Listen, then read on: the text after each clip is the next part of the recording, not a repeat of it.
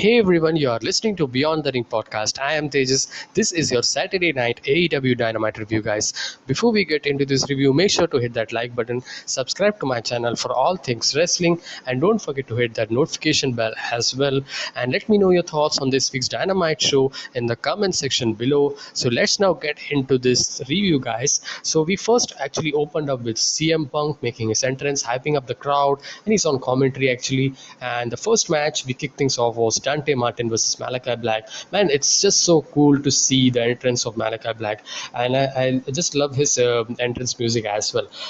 The whole presentation is so cool, and the match itself was a really good match. And I didn't really click. It didn't really click with me actually. Last week, Dante Martin actually challenged. He won some challenge. Malachi Black actually had the kick onto his head, and that was the challenge actually. The House of Black is accepting your challenge, as they said. So I wasn't very excited to this match, but man, this match was really good. The chemistry was and dynamics was really good here, and I enjoyed it. I mean, they opened the show very well, I would say. Yeah. And the match wasn't very long as well. It was 10 minutes match, and Malachi Black defeated Dante Martin. So good booking there as well.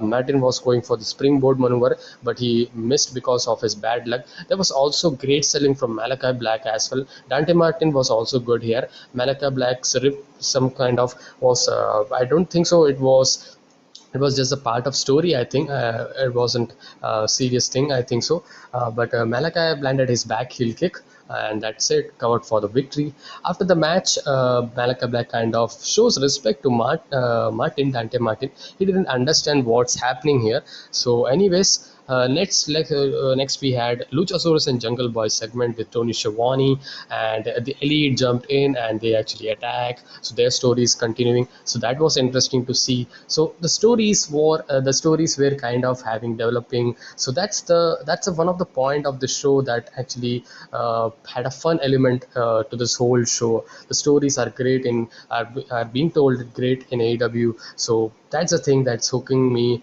actually to AEW actually. And we get to Chris Jericho next. Chris Jericho and the Inner Circle made this entrance, and then we had American Top Team as well. So they had their promo, and yeah, that seems like they are going to 5-on-5 10-man tag. That's the motive of this segment actually was. But this segment was really fun. The face versus heel chemistry was I mean, top notch, and really well, I would say. These two teams are going at it each other, and I'm really liking this things actually.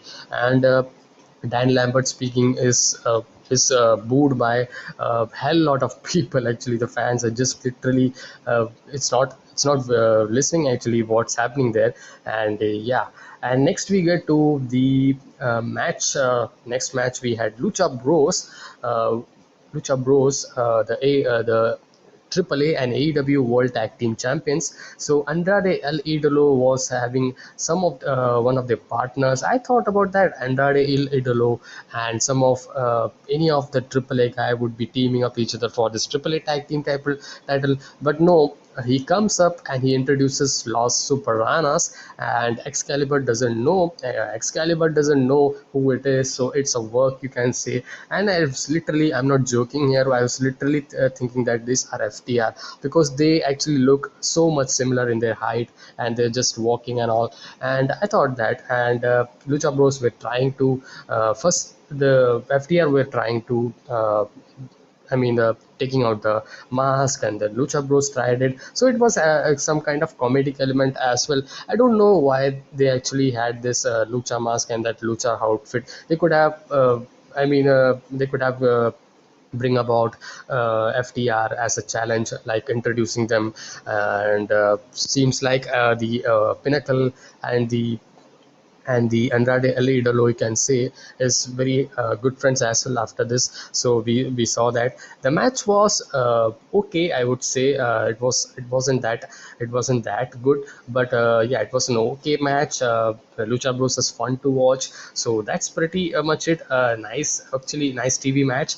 And the FTR actually won the match, and we had a title change, win the AAA Tag Team Championship. So that was that was okay there. It didn't really meant actually very important. Yeah, the title change because of the whole comedic kind of thing that's going on. Anyway, Leo Rush and Dante Martin are on backstage, and Leo said that. He's going to what happened is what he didn't look on to, that's why it happened, so he's acting like a mentor for him. So yeah, so he declared that he's going to be the tag team partner of Dante Martin. So seems like a new tag team is coming up. I'm into it actually. These two guys are one of the best high flying guys, Dante Martin and Leo Rush. We know how good of Leo Rush is. We have seen in New Japan Strong. And yeah, Tony Schiavone interviewed FTR as they were coming up with victory celebration, and MJF congratulated them. Seems like the relation was also good. Pinnacle as well as the Andrade El Idolo, and that was fun to watch through. MJF is always fun to when he communicates actually, and if he pisses off or if he makes him comedy or something, a funny statement or something, it's always fun to watch. Next match, Wheeler Yuta versus John Moxley squash match. John Moxley hit the paradigm shift, and that was it. And yeah, and next we got, I don't know why they did this for this no meaning to this. I don't know why they did this. Even Orange Cassidy was there. Seemed like kind of Orange Cassidy is going to turn or something. I don't know if this is going to be good if AEW does that, because Orange Cassidy is one of the loved superstar of AEW. So yeah, so a lot of merchandise selling as well for that guy. So I don't know why they are going to do what they're going to do actually. The Dark Order was Dark Order versus Adam Cole and Young Bucks was the next match. From the Dark Order, Reynolds and John Silver was the one who were going up against Adam Cole and the Bucks. The match was okay, I would say. Yeah, the normal Young Buck stuff that we see, taunting, and this was more of a fun, you can say. The fun element was more of there. One of the funniest element was when Adam Cole goes to have the they actually run away into the ropes and then have a kissing moment. But Dark Order comes up, Silver and Reynolds kiss Adam Cole onto the cheeks, and Adam Cole is like, "Who the hell is this?" Is kind of, yeah. So that was fun, and yeah, the crowd got a lot great ovation onto that, and the match was. I mean, the fun, okay match, and the matches were fun. That's it. That's pretty much it. Yeah, and next we get to MJF coming out, and MJF demands. Uh, and post that, actually, Jungle Boy actually came up. Jungle Boy had applied the snare trap on Brandon Cutler, so that was there. Yeah, so seems like Jungle Boy, the Elite storyline is going to pick. Yeah, that's the story going on with the Luchasaurus. The whole Jurassic Express versus the Elite storyline that's going on, the Super Elites or Super Click, they say actually.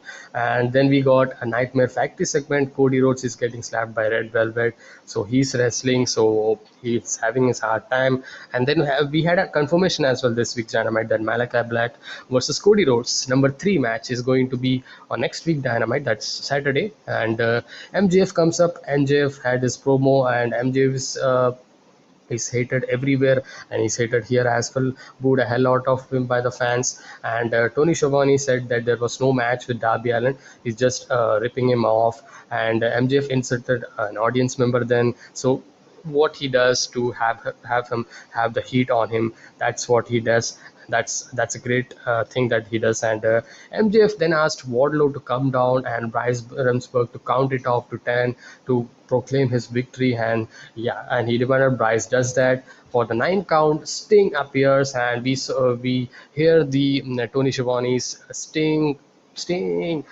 MJF actually shoved Wardlow onto Sting, and he actually struck with a baseball bat. So MJF versus Wardlow, they kind of teasing it in a bit manner. So this is going to be happening, but this is very in a slow manner. And yeah, maybe we could get a full gear MJF versus Wardlow. I would like to see that. Let's see how it goes, man. But we had Penelope Ford versus Kiera Hogan. Nothing match. I didn't enjoy that much. Kind of shocked that Penelope Ford got victory, but yeah, for a good reason. She's more of had time on TV, you can say, the main shows, then Kira Hogan is mostly on Dark Elevation. So I think so this is the first match for Kira Hogan in the Dynamite. I haven't seen her in Dynamite actually.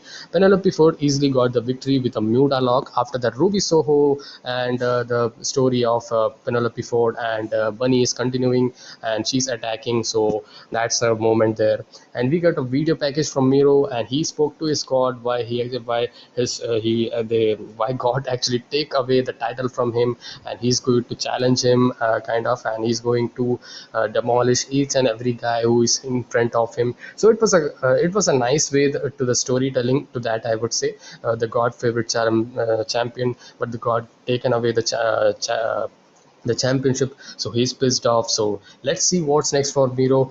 And yeah, next we get to Hangman Adam Page promo. He's the number one contender for Kenny Omega's AEW World Title belt or championship, and this is going to happening, guys. Finally, at Full Gear, this is going to be happening, and as Tony Schiavone said, and hell of a promo, and people chants Cowboy shit a lot of times. And yeah, and he had no confidence before he wanted to become number one champion, I mean the first ever AEW champion, but Jericho beat him, and then he actually was tag team champion, and then his friends go away, so confidence is lost. So he said that he's back into his top, and he's want to capture that eluded him, that he said. And great a story into that promo, I would say, and I like it. Yeah, very very excited to see Hangman Adam Page finally win it, and they didn't really he didn't really sold it. That's a good thing in there, that even if I don't win, like I have the 100% confidence, so I'm going to give 100%, he said. And that's the reality part of it, and that was a great promo by Hangman Adam Page. Really loved it. Bobby Fish versus Bryan Danielson was the main event. Good match, and the knee work was also was being done, both of them. First Bobby Fish was taking off Bryan Danielson, then Bryan Danielson started taking off the knee of Bobby Fish. So that was the story here. Slow kind of match, you can say. It wasn't a very hot main event, you could say. And no, and literally Bryan Danielson Minoru Suzuki is the one match that actually topped in this week's for Bryan. And the match was good. It was entertaining match, kind of, you can watch it through. So it was not a very main event caliber, but it was a good watch, I would say. And yeah, so that's it, guys. This was the review of AEW Dynamite. Post that, we saw, as Excalibur said, that we are going to see the brackets for the eliminator tournament for the AEW title next week, and I'm just pulling it off. Wait a second. So if we have 8 guys competing for the world title eliminator, and the finals is going to be taking place on a Full Gear pay-per-view, and we have Dark Order's 10 versus John Moxley, Orange Cassidy versus Powerhouse Hobbs, and we have Dustin Rhodes versus Bryan Danielson, Lance Archer versus Eddie Kingston. Taking a look at this, I would say this is a mix of new guys versus some old as well. You can say one old guy, but some new as well, like 10 is there. And Lance Archer, Eddie Kingston, this is the story we have seen before. So Minoru Suzuki story, so that's there. Orange Cassidy, Powerhouse Hobbs, so that's a new kind of thing. Dark Order Stan and John Moxley, that's also new. Rhodes Danielson could be match of the match of this tournament. Maybe this is going to be a great match. And but I really missed 2 guys that came into my mind. That's Miro. I don't know why they didn't actually include in Miro, but he's a heel. He can get into this championship. That's why they didn't do it, but they could have done that. Miro and one other guy is Brian Cage. This guy is so underrated, and this guy is not used very well. And I don't know why they didn't do it. So that's 2 guys that came into my mind. That didn't make it to this tournament chart or bracket, you can say. So looking to the bracket, it's good. It's pretty okay-ish, I could say, pretty good. Yeah, the matches are going to be good as well.